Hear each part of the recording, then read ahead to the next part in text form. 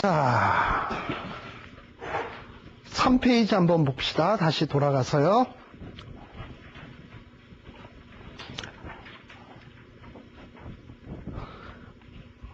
자, 그래서 이제 시편의 안에는 물론 이렇게 음조나 곡조에 의한 구분도 있지만 시편의 그 내용에 따라서 시편을 보통 성경학자들이 구분을 하는데, 내용적으로 보면 크게 둘로 나눌 수 있어요. 하나는 애가, 우리 오늘 나눠드린 프린트의 3페이지,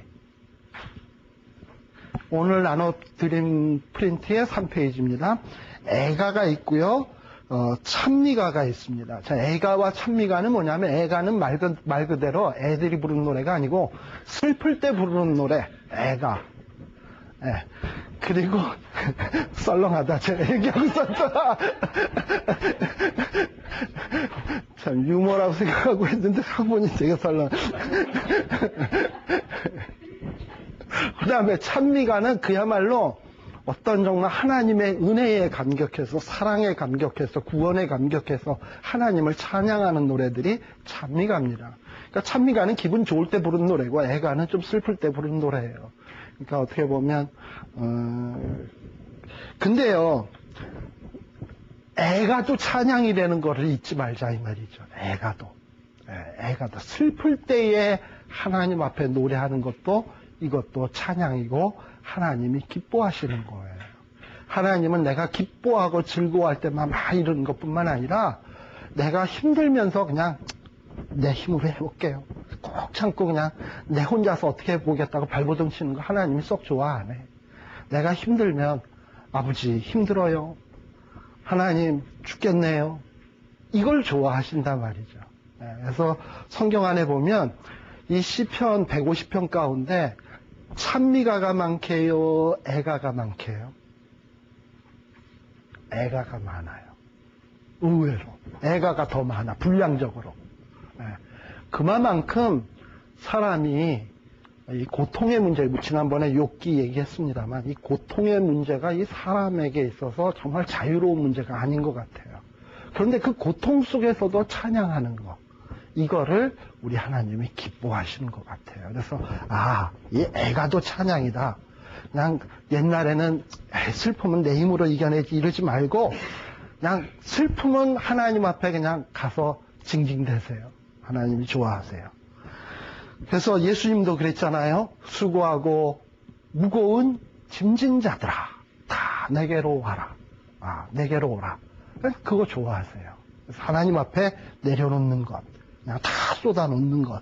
이게 근데요, 이 애가를 하려면 믿음이 있어야 해요. 애가가 믿음이 없이는 애가를 못해요.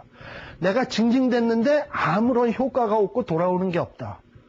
그럼 뭐야, 가서 울기만 하고서 그냥 힘들게 가서 울기만 했는데 아무런 결과가 없다. 그럼 울 필요도 없잖아요. 차라리 그냥 안 울 걸, 그냥 혼자서 슬퍼하고 말 걸. 근데 내가 가서 징징거리면 이 문제가 해결이 된다라고 믿음이 있어야 가서 울지. 하나님이 뭐 주실 걸 확신하니까 울지. 그러니까 애가를 부를 수 있는 사람은요, 슬픔의 문제를 하나님 앞에 들고 갈 수 있는 문제는, 내 슬픔의 문제, 이 고통의 문제를 하나님이 해결해 주실 수 있다라는 확신을 가질 때만이 애가를 할 수 있어요. 근데 그 애가를 부르다 보면요, 눈이 열려서, 지난번에도 제가 욥기 얘기하면서 그랬잖아요. 애가를 하나님 앞에 부르다 보면 하나님이 눈을 열어주신다고. 그러면서 나의 부인이 하늘에 계시니, 그러면서 예수 그리스도를 욥이 바라보잖아요. 그가 장차 땅에 서실 것이라. 그래서 땅에 서서 죄의 문제, 고통의 문제를 해결해 주실 거를 욥이 바라보잖아요. 그런 걸 바라보면서 막 위로를 얻는 거예요. 애가를 불렀는데 눈이 열려서 뭘 보게 하시고 깨닫게 하시고, 그러면서 위로를 받게 하시고 힘을 얻게 하시고 이래요. 그래서 하나님이 애가를 부르는 사람한테 영적 눈을 열어주셔서 어떤 하나님의 계시를 보게 하고 위로를 얻게 하고, 그러다 보면 애가가 뭘로 바뀌냐 하면 찬미가로 바뀌어. 그래서 여러분들 시편을 보다 보면 굉장히 슬플 때 불렀던 노래인데 끝부분에 보면 찬송으로 끝나는 이유가 거기 있습니다. 하나님 앞에 슬퍼서 몸부림치다가 끝에 가서는 할렐루야로 끝나. 그래서 이게 무슨 애간가. 그래서 이 애가를 부르던 사람들은 하나님 앞에서 애가를 부르면 찬미가로 바뀐다라는 거. 그 다음에 어떤 시편을 누가 부르느냐에 따라서 구분이 되어지기도 하는데, 하나는 뭐냐면 공동체 가라는 게 있고요. 하나는 개인적인 시편이 있습니다. 그러니까 공동체 시편과 개인적 시편이 있어요. 이 공동체 시편이라는 건 말 그대로 여러 사람들이 함께 부르는 거. 그러니까 아마 시편에 나오는 내용도 여러 사람들이 같이 불렀던 시편이 있고요. 또 어떤 시편은 그냥 혼자서 하나님 앞에 불러던 시편도 있고요. 근데요, 이게 나중에 되다 보면은 그 구분이 좀 명확하지가 않아. 분명히 어떤 혼자서 부르던 찬송이 너무 좋다 보니까 후대에 우리 이거 같이 부르자 해서 공동체로 바뀌는 경우도 있고. 그렇잖아요. 우리가 제가 다니는 교회에서는 예배 첫 시간에 이 찬송을 많이 부르거든요. 왕이신 나의 하나님, 내가 주를 높이고, 이 찬송 있잖아요. 그 찬송도 처음에 작사하거나 작곡한 사람 한 사람일 거예요. 근데 부르다 보니까 좋더란 말이지. 그리고 또 예배 시간에 같이 부르면 좋겠다 싶어서 이게 개인적으로 만들어진 시였지만은 지금 제가 다니는 교회에서는 공동체 시로 지금 같이 불러요. 네. 왕이신 나의 하나님 이러면서 같이 부른단 말이죠. 그러다 보니까 시간이 지나다 보면 이 구분이 모호해지는 게 있어요. 근데요, 찬송은요, 물론 하나님께 드리는 거지만 시편이 이렇게 기록되어졌다는 것은 찬송은 하나님만 듣는 게 아니라 찬송은 옆에 사람들도 같이 듣는 거예요. 그러면서 같이 공감하면서 같이 느끼면서 같이 마음을 모아서 같이 드리면 우리 하나님이 더 기뻐하신다 이 말이죠. 그래서 내가 느꼈던 하나님의 은혜에 감격했던 거 나누세요. 누구랑? 공동체 일원들하고. 나누면 그 사람들이 그래? 그 문제가 이렇게 해결이 됐어? 그렇지 않아도 나 그 문제 위해서 나도 기도했었는데 할렐루야 이러면서 같이 찬양하게 되잖아요. 그러니까 개인적으로 체험했던 은혜가 공동체 속에서 나눌 때 그게 공동체 찬송으로 같이 되는 수가 있어요. 그래서 우리가 신앙생활을 할 때 개인과 공동체를 나누어서는 안 됩니다. 사실은 하나님은 우리를 뭘로 물론 개인적으로 부르긴 했지만 우리를 공동체 속으로 불렀다는 사실을 잊지 마세요. 교회로 불렀어요. 그래서 무교회주의자 그건 바람직한 게 아니에요. 우리를 서로 도와가면서 하나님이 맡기신 사명을 감당하라 그랬지, 나 혼자서 각계전투로 격파로 나가서 일하라 그런 게 아니에요. 따라서 우리는 은혜도 나누고 슬픔도 나누면서 예수 그리스도를 머리로 한 어떤 몸이라고 하는 공동체, 교회 공동체를 이루어가는 겁니다. 그래서 같이 기쁜 일 있으면 같이 찬송하고, 물론 집에 돌아갔을 때 혼자 있을 땐 또 그 찬송을 혼자 부르고. 그래서 공동체 애가가 따로 있고 개인적 애가가 따로 있는 게 아니다. 이것은 서로 그냥 하나로 이렇게 묶어서 간다라는 거고요. 그 다음에 또 어떤 시점에 따라서도 구분할 수 있는데 뭐냐면 과거를 회상하면서 부르는 노래. 다윗이 지난 날들을 쭉 회상해 보면 얼마나 하나님의 은혜에 대해서 감격할 게 많겠습니까? 목동이었던 나를 사울의 서슬시퍼런 칼날을 피해서 이곳저곳 도망다니기, 물론 고통도 당했지만 그때마다 지켜주셨던 하나님의 손길들. 그러고선 결국에는 그 보잘것없는 자를 지극히 높이셔서 왕으로 만들어 주었다는 사실을 쭉 돌이켜보면 다윗이 찬송할 게 얼마나 많았겠어요. 그리고 또 현재의 상황에서도 노래할 게 많겠죠. 현재의 상황이 힘들 때 노래할 수밖에 없고, 현재 받은 바 은혜 생각하니까 너무 감사하고. 그러나 또 하나, 미래를 바라보면서도 또 찬송할 수 있다 이 말이죠. 나를 이대로 내버려 두지 마옵시고 나를 구원하여 주소서 하는 이런 찬송들. 이러면서 어떤 시점에 따라서도 이렇게 구분할 수 있습니다. 아무튼 밑에서부터 7째 줄. 그러나 이 모든 여러 가지 시편들이 있습니다만 이건 다 어디에서 비롯되는 거냐면 믿음에서 비롯되는 겁니다. 어떤 찬송이든. 과거에 주신 것 3페이지에 밑에서 7째 줄. 과거에 주신 것 다 하나님이 주신 거다. 현재의 이 문제, 현재에 베풀어 주신 은혜, 이거 하나님만이 주실 수 있고 해결해 줄 수 있는 문제다. 미래, 하나님이 해결해 줄 수 있는 거다. 뭐 이런 것들 다 슬픔의 문제, 하나님이 해결해 줄 수 있다. 그럴 때만이 애가든지 공동체 찬양이든지 개인적 찬양이든지 찬양할 수 있습니다. 사실 아까도 얘기했습니다만 평안할 때 찬양하는 거 누구나 다 할 수 있는 일이에요. 그러나 힘들고 고통스러울 때 찬양하는 것 너무나 힘든 일입니다. 그러나 이때 찬양할 수 있을 때 그 사람의 믿음의 진가가 나타나는 거예요. 그래서 시편을 보시면서 여러분들 정말 고통스러울 때도 이와 같은 찬송을 나도 할 수 있어야 되겠다 하는 것을 좀 하셨으면 좋겠어요. 그리고 그 3페이지 제일 밑에 줄에서부터 4페이지로 넘어가는 거 이것도 전부 다 믿음에 해당되는 일입니다. 모든 일들 우연히 일어나는 일은 하나도 없습니다. 마태복음 10장 29절 하늘에서 참새 한 마리 떨어지는 것도 하나님이 허락하지 않고서는 이루어질 수 없는 일이에요. 하물며 정말 하나님이 피로 값주고 사신 나에게 일어나는 일들이 우연히 일어날 수 있는 일들이 있겠습니까? 그렇다면 지금 내게 일어나는 모든 일들에 대해서 이거 하나님의 섭리 가운데서 일어난다 라는 믿음이 있다면 사실 우리 찬송 안 할 이유가 없죠. 내가 만일에 지금 욥과 같이 지극히 고통을 당한다 그럽시다. 그럼 욥처럼 내가 적신으로 왔으니까 적신으로 가는 게 마땅하고 주신 자도 하나님이시고 거두신 자도 하나님이시지. 그러나 하나님이 분명히 뭔 뜻이 있겠지. 나는 지금 이해 못하지만 우연은 지금 이런 일들이 우연은 아니지만 하나님이 하시는 일이 있겠지. 또 뭘 생각합니까? 하나님을 사랑하는 자, 그 뜻대로 부르심을 입은 자, 하물며 나처럼 주님께서 피로 값주고 사신 나에게 모든 일이 합력하여 선으로 어찌 안 이루어질까? 이 믿음이 딱 있는데 왜 찬송이 없겠어요? 그러니까 진짜 찬송은 언제 나타나느냐 하면 고통 속에서 그 믿음의 찬송이 반짝반짝 빛나게 되어 있습니다. 그러니까 이게 뭐냐 하면 그래요. 특히 또 과거의 은혜를 회상하는 게 참 중요해요.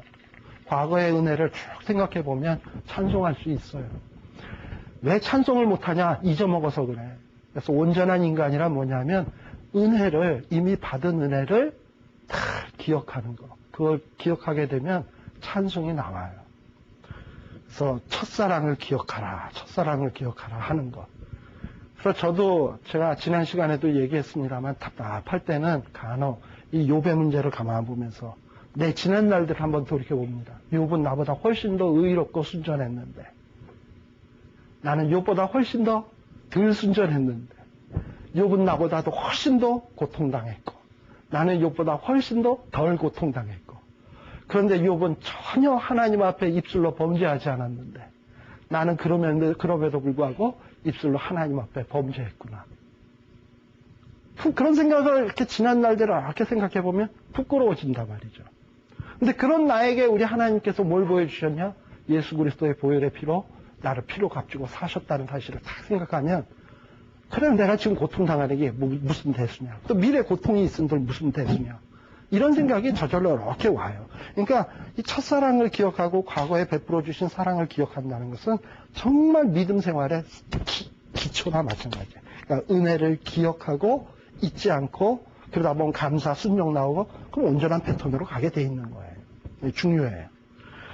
자, 그 다음에 앞으로 있을 일, 또 역시 마찬가지죠. 분명히 하나님은 장차 이 땅 위에 다시 오셔서 심판하실 분이십니다. 행한 대로 부응하십니다. 그러면 나에게 대해서 악을 행하는 자들 전혀 두렵지가 않죠. 또 내가 의의를 위해서 고난당한다고 해도 낙심치 않죠. 그래서 아까 마틴 루터 같은 경우들 다 뭡니까? 하나님은 나의 피난처시요 산성이시요 요새시요. 그건 뭡니까? 루터가 앞으로 미래를 보니까 첩첩산중이야. 원수들이 드글드글하고 있어. 그러나 앞으로 하나님은 역시 지금까지 그래왔듯이 앞으로도 나의 산성이 되어주실 것이고 반석이 되어주실 것이고 요새가 되어주실 것이다. 이 믿음이 있으니까 자꾸 하나님 앞에 의지하며 나아가잖아요. 이게 바로 믿음의 사람들의 모습입니다. 그러니까 애가 찬미가 몽땅 다 어디서 출발한다? 믿음에서 출발한다라는 거예요. 네. 시편 3편 4절 한번 봅시다. 시편 3편 4절에 보면 애가를 부른 사람들이 어떻게 자, 3편의 1절부터 한번 볼게요. 여호와여 나의 대적이 어찌 그리 많은지요. 일어나 나를 치는 자가 많소이다. 원수가 많다는 얘기죠. 그리고 그 많은 사람들이 아주 참담한 말을 하는데 저는 하나님께 도움을 얻지 못한다. 이러고서 막 비아냥거려요. 그러나 이 애가의 찬송을 부를 수 있는 사람의 믿음은 뭐냐? 3절이라 이 말이죠. 암만 사람들이 그따위 소리 한다 할지라도 나는 확실히 믿는데 뭘 믿냐? 여호와는 나의 방패시요 나의 영광이시요. 지금 내가 힘들어서 고개를 푹 떨구고 있지만 하나님은 내 머리를 번쩍 들어주시는 그런 분이실 것입니다 라는 믿음이 있는 거예요. 그래서 이 찬송 부르는 거예요. 그러니까 우리도 힘들 때 아유 저 사람 저러다 쫄딱 망하지, 겁먹을 거 하나 없어요. 그때 하나님이 나의 방패시요 영광이시요 나의 머리를 드시는 자신이라. 내가 목소리로 여호와께 부르짖으니 그 성산에서 응답하시는도다 하고서 하나님 앞에 새벽 기도에 나와서 기도하시고, 철야 가서 기도하시고, 또는 기도원 가서 그냥 힘들 때 가서 기도하자고요. 이 믿음이 있어야 하는 거예요. 바로 이게 애가를 불렀던 사람들의 심정이고요. 또 시편 44편 한번 봅시다. 시편 44편 보시면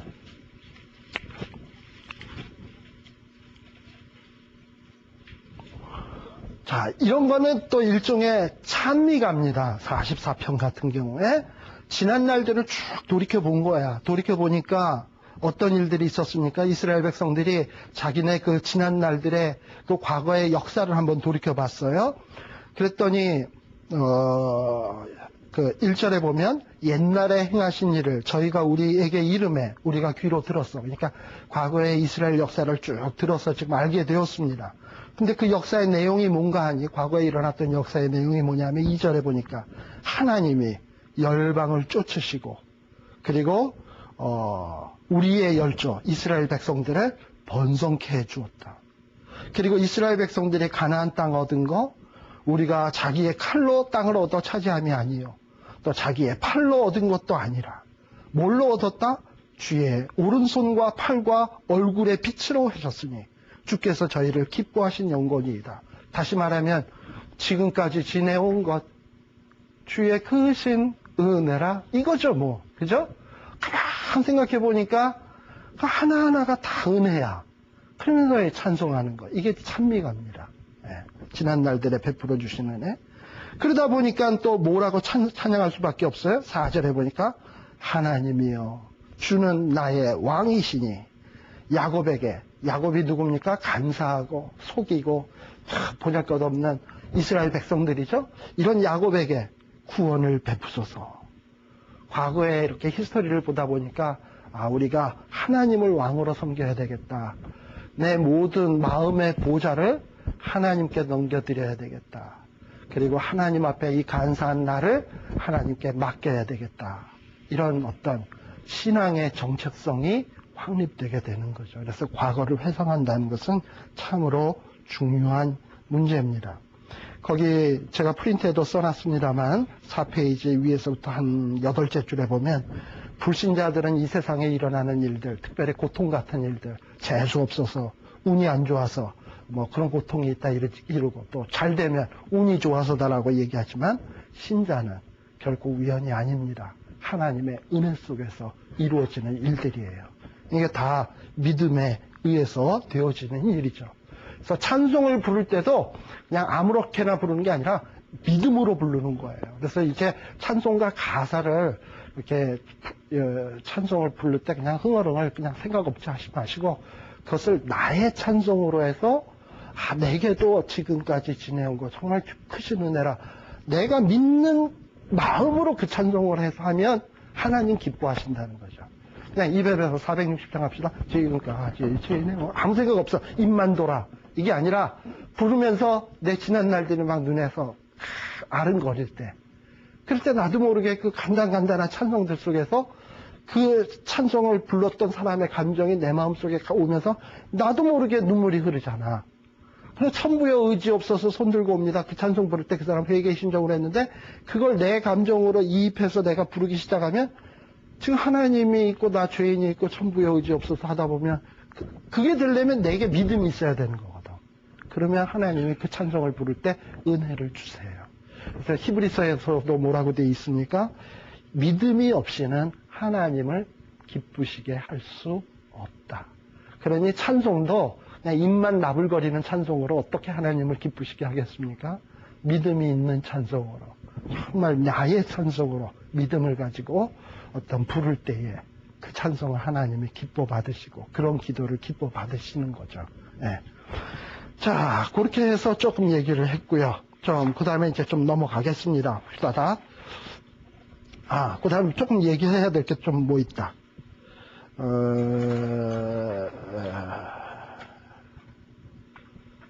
자, 거기에 보면 시편은요, 특별히 그 찬미가에 보면 5페이지, 4페이지 거의 밑에 한번 보세요. 그 찬양하는 그 내용들을 우리들이 조금 생각해 볼 필요가 있어요.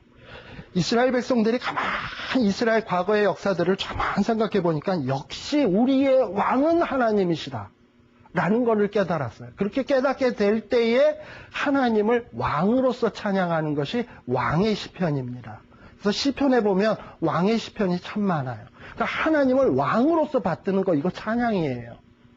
나의 왕으로. 근데 왕으로 섬긴다는 건 뭐냐면 내 주권을 포기하고 하나님의 그 주권에게 몽땅 나를 내어 맡기는 거예요. 이게 하나님을 왕으로 모시는 거지. 나는 종인 거지.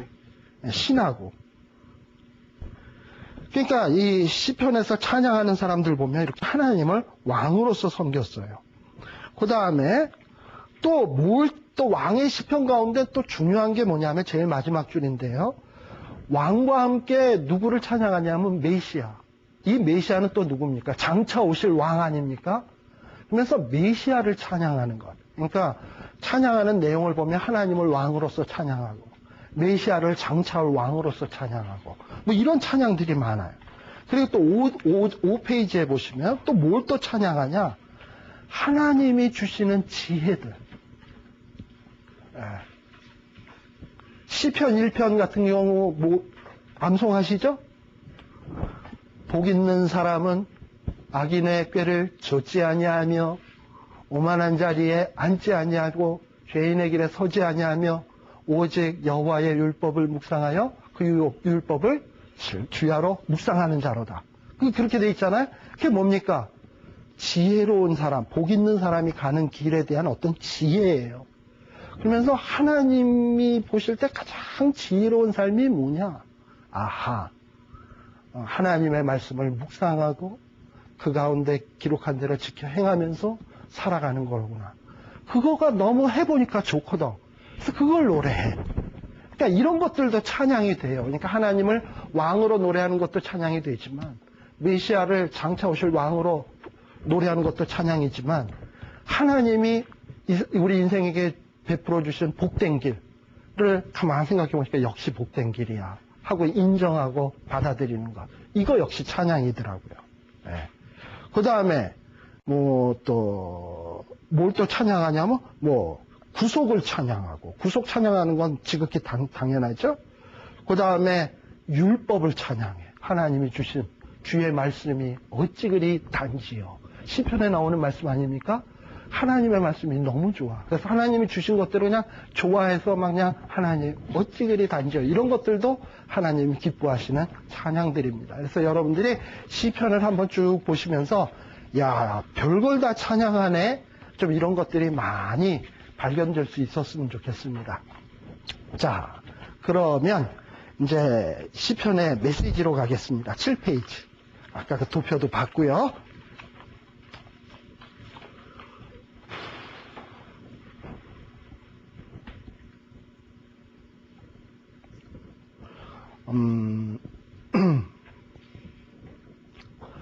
자, 시편이 아까 시로 기록되어 있다고 그랬잖아요. 그래서 시편 안에는 이런 감격, 슬픔, 감정 이런 것들이 다 살아 숨쉬고 있습니다. 근데 우리 하나님은 믿음의 우리 사람들이 느꼈던 감격, 슬픔, 아픔, 그 다음에 벅찬 느낌들 이런 것들이 후대 사람들에게도 전달되기를 원하셨어요. 그래야지 이 후대 사람들도 하나님의 사람으로서 아름다운 감정들을 가질 수 있기 때문에.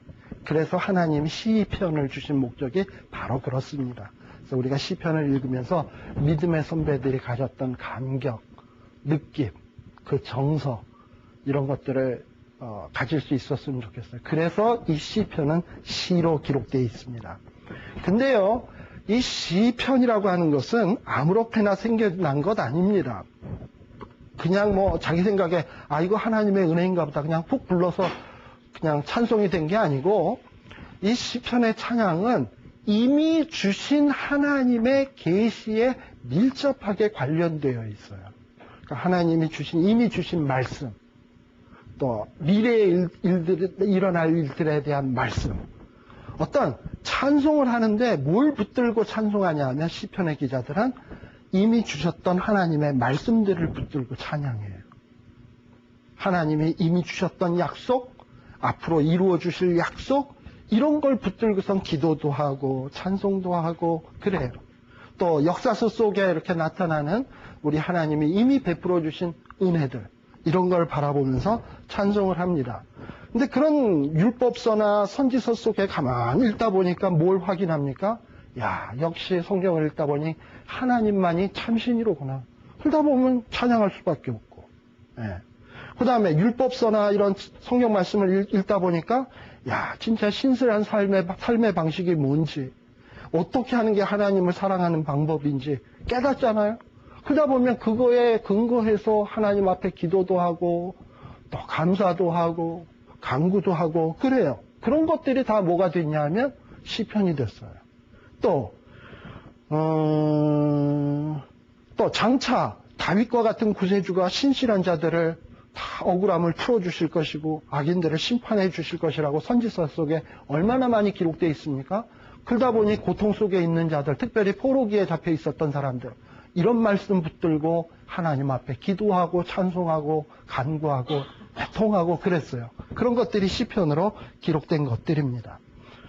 자, 그래서 이 진정한 아름다운 하나님이 기뻐 받으실 만한 찬송을 하려면 머릿속에 텅 비어가지고서는 절대 안 되고, 말씀으로 가득가득 채워질 때에 더 아름다운 찬송이 나올 수 있고, 더 아름다운 기도가 나올 수 있고, 또 슬퍼해도 하나님의 마음을 더 찡하게 움직일 수 있는 그 찡하게 호소력 있는 찡한 기도를 할 수 있어요. 말씀에 붙들고 기도할 때. 그럴 때, 얘가 좀 뭘 알고 하는구나. 좀 우리 하나님이 뭐 대화를 하더라도 상대방이 내 마음에 대해서 전혀 알지 못하고 맨날 다고다고 하면 참 꼴보기 싫잖아요. 근데 벌써 내 마음속을 훤히 들여다보고 나를 배려해 가면서 나를 이해해 가면서 그러면서도 아프긴 아프니까 눈물을 뚝뚝뚝뚝 흘리면서 참을만 해요. 견딜만 해요. 그러나 좀 도와주시면 좋긴 좋겠는데 하면 더 아프거든. 그렇잖아요, 여러분들. 상대방이 느낄 때. 그런 걸 알려면 뭘 알아야 되냐면 우리 자신이 하나님의 말씀에 대해서 잘 알 때 더 애절한 기도와 더 기뻐 받으시는 찬송을 할 수 있습니다. 그런 걸 기초로 하고서요. 그래서 그러면 이제 1권의 메시지부터 살펴보도록 하겠습니다. 사실 이거 오늘하고 다음 시간에 끝내려고 지금 저는 계획하거든요. 오늘은 다 못 끝나고 죽어도. 최소한 1권의 메시지하고 2권의 메시지 정도는 좀 나갈까 생각 중이에요. 자, 앞서도 우리 6페이지에서 도표에서 봤습니다만은 6페이지 다시 한번 볼까요? 자, 6페이지에서 제가 아까 얘기했습니다만 1권의 내용이 주로 뭐냐 하면 다윗이 기록한 시들이거든요. 주로 1권에. 주로 거기 그 1권의 가운데 내용 및 주제 해서 두 번째 줄에 보면은 뭐가 핵심이라고요? 다윗의 생애가 1권의 핵심이라 그랬습니다. 자기가 일생을 이렇게 살아보니까 정말 신앙의 기초, 삶의 바른 길은 이런 거로구나 하는 것들을 다윗이 여러 번 노래했던 것들을 모아가지고 이 1편에서부터 42편까지 모아놓은 것 같아요. 그런데 4편을 제외한 모든 시가 다 다윗의 시로 되어 있습니다. 4편만 빼놓고. 근데 4편에는 다윗의 시로 안 돼 있어요. 그러니까 이 다윗이 지내오면서 느꼈던 것, 뭐가 정말 신앙의 기초인가 하는 것들을 기록해 놓은 것들이 바로 이 1권에서 41편에서부터 41편입니다. 특별히 다윗이 어떤 데 관심을 가졌냐면, 다윗이 참 어린 시절은 별 볼 일 없었잖아요. 그리고 고통의 시절을 보내지 않았습니까? 그러나 이 고통의 시절로부터 하나님이 인도하시고 이끌어 주시고 마침내 구원해 주셔서 다윗을 왕의 자리로까지 이끌어 가시잖아요. 그런 거를 쭉 더듬어 볼 때, 하나님 앞에 이렇게 하는 것이 정말 사람으로 바른 길이로구나 하는 깨달음이 있었을 거 아닙니까? 이런 걸 느꼈던 느낌들을 노래로 그리고 시로 만든 것들이 1편에서부터 42편까지 나오는 시편들입니다. 그걸 염두에다 두면서 1편 한번 보십시다. 페이지 넘어가서요. 7페이지로 가시고요. 자, 그래서 1편에서는 가만 다윗이 자기 일생을 돌이켜서 이렇게 생각을 해보니까 뭐가 진짜 복이냐? 다윗이 깨달아 아는 게 있어요. 딱 보니까는 복 있는 사람은 악인을 꿰쫓지 않는 거구나. 죄인의 길에 서지 않는 거구나. 그리고 오만한 자리에 앉지 아니하는 거구나. 사실 다윗이라고 하는 사람이 사울이 막 핍박을 할 때 그 핍박의 칼날을 피해서 적당히 사울과 타협할 수 있지 않습니까? 그러면 얼마든지 편하게 살 수 있었을 거예요. 그런데 그런 게 복이 아니더라 이 말이죠. 다윗이 안 거는. 블레셋에 망명 갔을 때 블레셋 사람들하고 적당히 타협해서 사울을 몰아내고 그리고서는 왕위를 얻으려고 해도 다윗은 충분히 그럴 수 있었어요. 왜냐? 백성들이 다윗을 좋아했기 때문에 사울을 몰아냈다면 충분히 왕이 될 수 있었어요. 그러나 다윗은 죄인의 길에 서지 아니하고 오만한 자와 함께하지 아니하고 오직 뭘 의지해? 여호와의 말씀 그리고 묵상하고 그 길로 가는 거로구나. 이런 거를 다윗이 자기 생애를 두고 생각해 보니까 그렇더라 이 말이에요. 근데 이런 감정을 이렇게 독자들에게 생동감 있게 하려니까 복 있는 사람은 하나님의 말씀 잘 지켜야 돼 이런 별 느낌이 없잖아. 운율을 살아서 복 있는 사람은 죄인의 길에 서지 아니하며 오만한 자리에 앉지 아니하며 뭐 이렇게 이걸 뭐라 그랬죠? 전진대꾸법이라고 한 거 기억나시죠?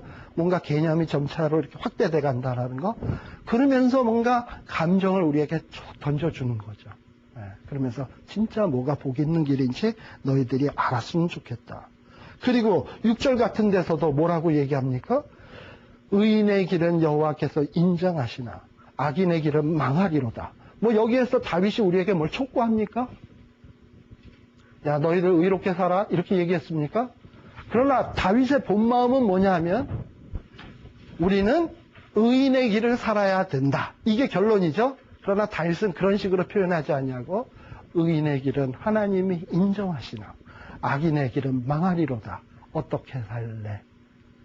대답은 네가 해야지. 그냥 이렇게 우리의 감정을 유도하고 있는 거예요. 이러면서 우리를 바른 길로 따라갈 수 있도록 어떤 시적인 표현으로 교묘하게 끌고 있습니다. 참 멋들어지죠. 그러니까 이런 것들이 시를 읽는, 시편을 읽는 그 맛입니다.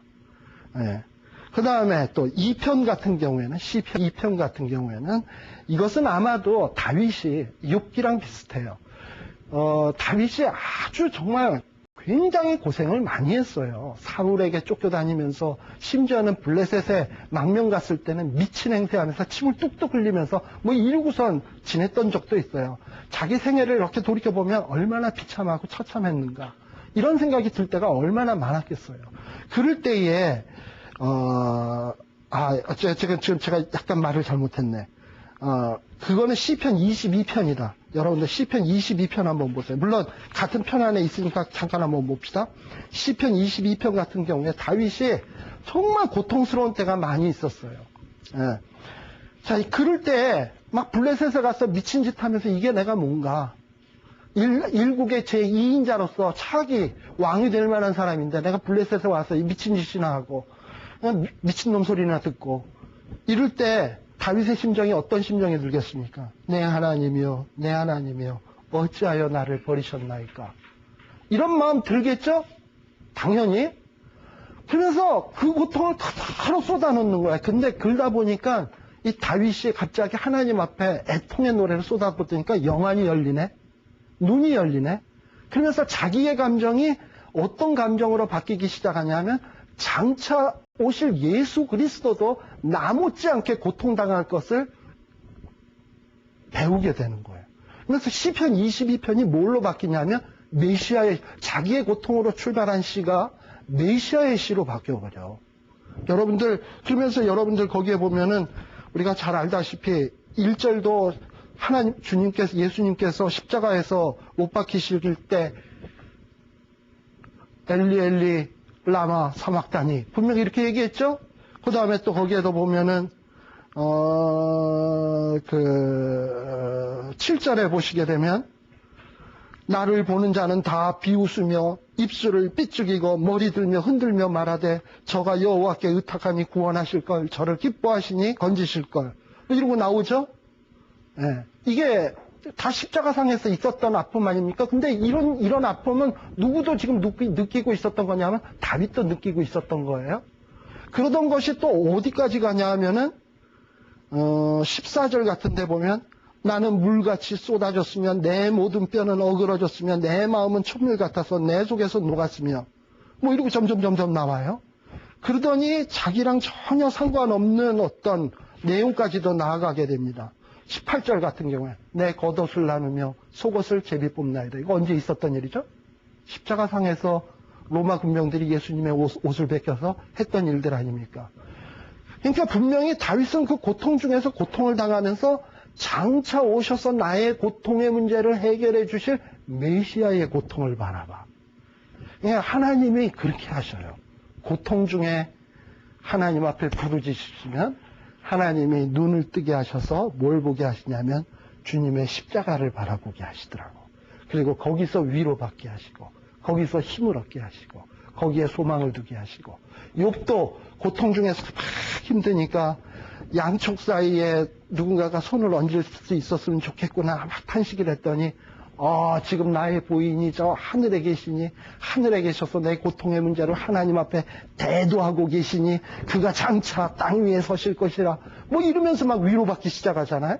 그것처럼 우리들이 하나님 앞에 막 속상해서, 그러니까는 다윗이 뭘 깨닫는 거냐면 하나님 앞에 바르게 사는 길은 이렇게 고통의 문제도 하나님 앞에 쏟아놓는 거로구나, 이런 것들을 알기 시작하는 거예요. 그리고 또 다윗이 느꼈던 것 또 하나는 시편 2편인데요. 시편 2편 보시면 우선 절절히 다 뭐 이렇게 주석하고 뭐 이러려면 한도 끝도 없지만 아마 제가 이 정도 이렇게 그냥 큰 골격으로 얘기하면 여러분들이 읽을 때 뭐 자세히는 모든 구절 낱말 하나하나는 깨달음은 없지만 뭔가 읽을 때 좀 더 새로운 느낌으로 다가오리라고 보여집니다. 자, 2장에 보게 되면 세상 사람들하고 정말 하나님의 백성들이 가져야 될 지혜가 뭔가, 세상 사람들이 갖고 있는 지혜하고 하나님의 백성들이 가져야 될 지혜가 뭔가, 이런 거를 비교를 합니다.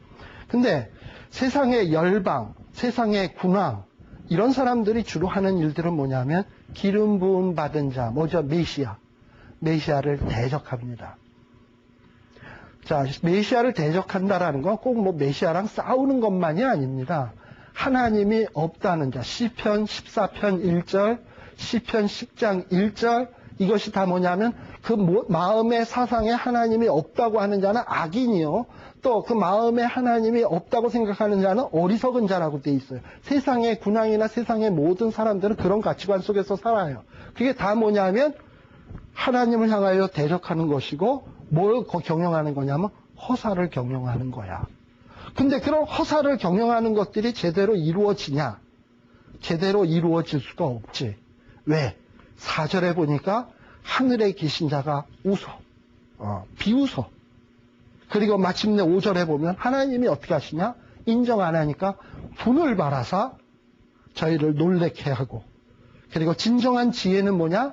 6절에 보니까 진정한 우리의 지혜는 진정한 왕을 왕으로서 섬겨야 되는데 거룩한 산 시온에 세웠어요. 근데 그가 누구냐? 하나님이 낳으신 아들이야. 그가 왕이어야 돼. 그래서 12절에 보면 뭐라고 돼 있습니까? 그 아들에게, 누구 아들? 하나님의 아들에게 입맞추라. 그렇지 아니하면 진노하심으로 너희가 길에서 망하리니 그 진노가 급하심이라. 여호와를 의지하는 자는 다 복이 있도다. 진정 세상에서 사는 가장 지혜로운 삶이 뭐냐? 세상에서 허사를 경영하는 것이 아니라 예수 그리스도에게 입맞추고 예수 그리스도를 이것이 참 지혜다. 다윗이 살아보니 그렇더라 라고 고백하는 거예요. 그래서 참 인생의 도리가 무엇인지 깨우치는 내용들이 바로 이런 것들입니다. 그 다음에 3장에서도 보면은 3장에서 진정한 지혜가 뭐냐? 누구를 방패 삼아야 돼요? 하나님을 방패 삼아야 돼요. 누가 영광이에요? 하나님이 나의 영광이에요. 8절에 보면 누가 어디에 구원이 있어요? 하나님께만이 구원이 있어요. 복은 누가 줘요? 하나님이 줘요. 이게 다윗이 자기 생애를 통해서 깨닫는 것들이에요. 근데 이런 것들을 노래로 부르고 있습니다. 예. 그래서 이런 감정들을 참 재밌게 표현하잖아요. 5절에 보니까 3장 5절 내가 누워 자고 깨었으니 누웠을 때도 잘 때든지 깨었을 때든지 하나님이 나를 붙드신다. 천만인이 나를 두려친다 할지라도 뭐 이게 진짜 숫자상으로 천만인이겠습니까? 그런 게 아니죠. 시적인 표현이니까 천만인이 나를 둘러치려 한다 할지라도 나는 두려워 아니하리이다. 이러면서 다윗의 어떤 마음속에 가졌던 하나님에 향한 굳건한 신앙들 이런 것들을 노래로 표현하고 있습니다. 또 4장에도 잠깐 보시면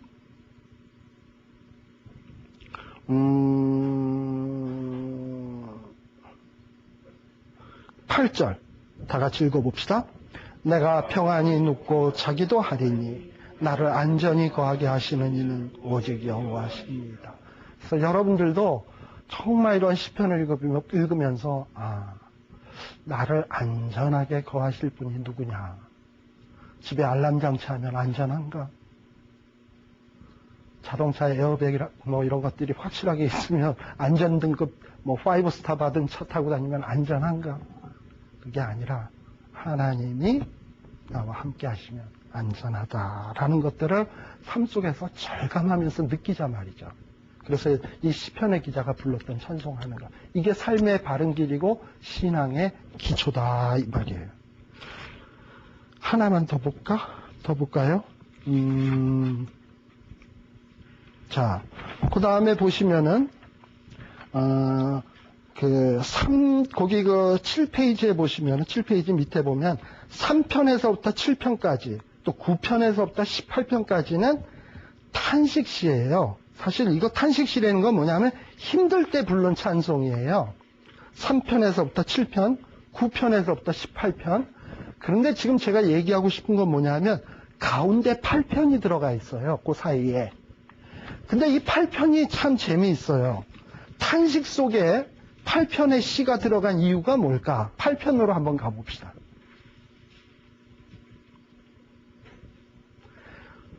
다윗이 3편에서부터 7편 막 탄식을 했어.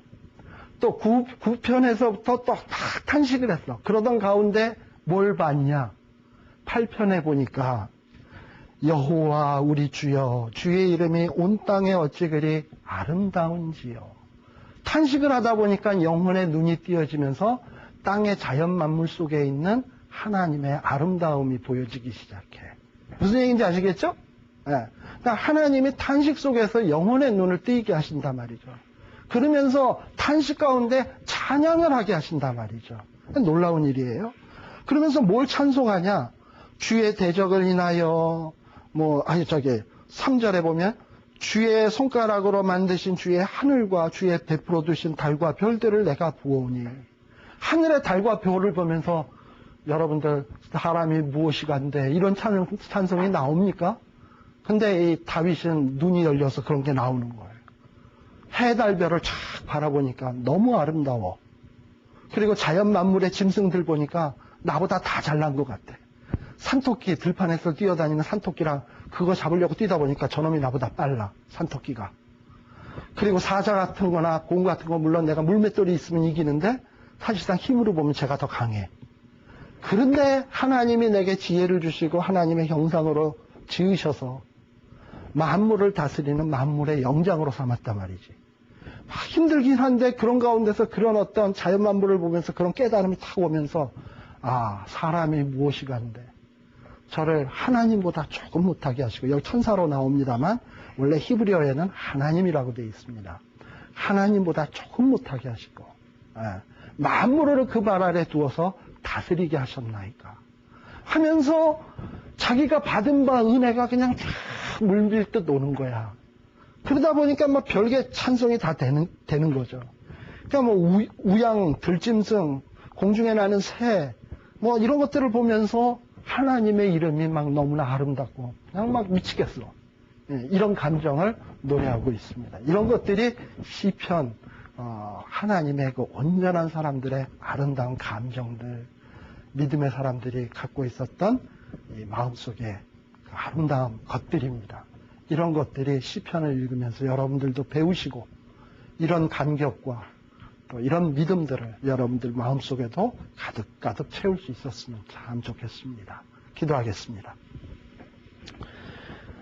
아버지 하나님, 참 우리는 그동안에 우리를 힘들게 하는 것과 또 고통스러운 것과 불평할 조건들과 또 부족한 것들만 바라보면서 불평과 원망한 때가 너무나 많은데, 아버지 하나님, 우리의 눈을 이 시편의 말씀을 통하여 뜨게 하여 주시니 감사합니다. 하나님, 우리도 다윗처럼 고통 중에도 찬송할 수 있는 자 되게 하여 주시옵소서. 탄식 가운데도 우리 하나님께서 우리의 눈을 열어주셔서 하나님의 이름을 찬양하며 온 땅에 하나님의 이름이 어찌 그리 아름다운지요, 눈물 뚝뚝 흘리며 찬송할 수 있는 이런 아름다운 마음들을 주시옵소서. 하나님 아버지, 그리하여 이 시편을 나의 찬양, 나의 기도, 나의 믿음의 고백으로 삼을 수 있는 우리 모두가 되게 하여 주시옵소서. 예수님 이름으로 기도드리옵나이다. 아멘. 수고하셨습니다.